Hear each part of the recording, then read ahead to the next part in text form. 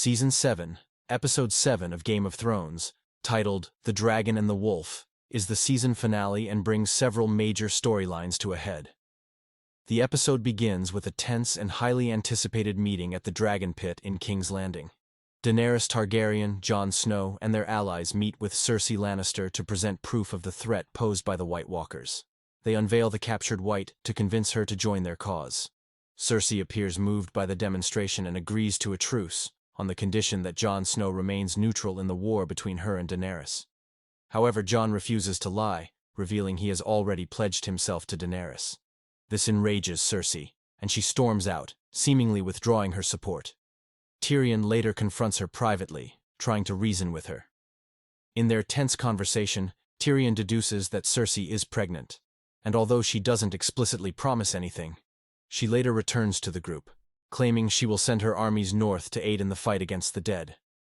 Meanwhile, in Winterfell, tensions between Arya and Sansa Stark culminate in a shocking twist.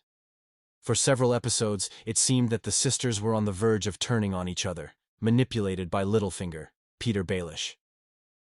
However, it's revealed that Sansa and Arya were working together all along. Sansa accuses Littlefinger of treason and murder in front of the Northern Lords, and with Arya's help, executes him. This moment solidifies the unity of the Stark siblings and marks the end of one of the series' longest-running manipulators. Back at Dragonstone, Jon and Daenerys grow closer and ultimately consummate their relationship during their voyage north. At the same time, Samwell Tarly and Bran Stark piece together Jon's true heritage. Bran uses his green sight to confirm that Jon is not the illegitimate son of Ned Stark, but rather Aegon Targaryen, the legitimate son of Rhaegar Targaryen and Lyanna Stark, making him the true heir to the Iron Throne. This revelation carries deep implications, especially as Jon and Daenerys remain unaware of their familial connection. The episode ends with a dramatic and ominous scene at the Wall. The Night King arrives riding the reanimated dragon Viserion and uses its blue flame to destroy a section of the Wall at Eastwatch. As the Wall collapses, the army of the dead begins to march south into the Seven Kingdoms. This final moment marks the beginning of the Great War and sets the stage for the climactic events of the final season. Season 8, Episode 1 of Game of Thrones, titled Winterfell, serves as the beginning of the end, bringing characters together at Winterfell as the threat of the White Walkers looms. The episode mirrors the very first episode of the series, with Daenerys Targaryen and Jon Snow arriving in Winterfell with their combined forces, including the Unsullied, Dothraki, and 2 dragons.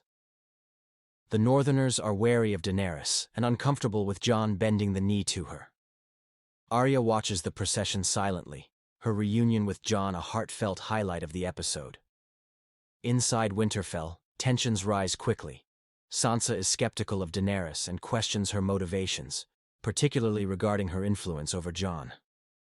The Northern Lords also challenge Jon's decision to abandon his title as king in the north. Meanwhile, Tyrion attempts to reassure everyone that Cersei will send her forces to help fight the undead, though this is met with doubt. Daenerys meets Samwell Tarly and accidentally reveals that she executed his father and brother for refusing to bend the knee, creating an awkward and emotional moment. The most significant reveal of the episode comes from Sam and Bran, who decide it's time Jon learns the truth about his heritage. Sam tells Jon that he is not the illegitimate son of Ned Stark, but rather Aegon Targaryen, the legitimate son of Rhaegar Targaryen and Lyanna Stark.